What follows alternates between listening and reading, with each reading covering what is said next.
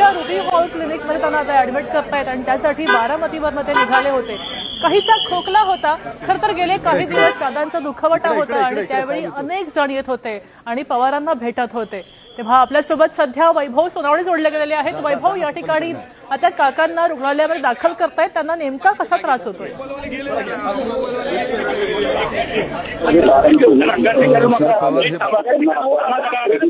आणि त्यांना आता रुबी रुग्णालयामध्ये नेलं जाईल. आपण पाहतोय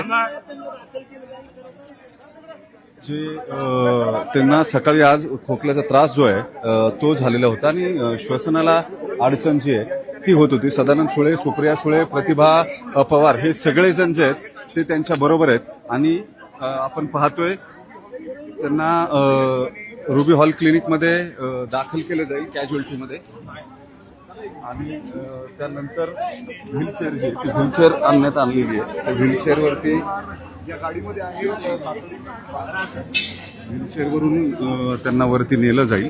सदानंद सुळेंना आपण पाहतोय, सुप्रिया सुळे त्यांच्या सोबत आहेत, त्याबरोबरच प्रतिभा पवार ज्या आहेत त्या त्यांच्या सोबत आहेत. हे सगळेजण बारामतीहून आले. आज सकाळी श्वास घ्यायला त्यांना त्रास होत होता. खोकला जो आहे तो मोठ्या प्रमाणावरती येत होता. गेले 8 दिवस सतत जी दगदग त्यांची सुरू होती त्या दगदगीमुळे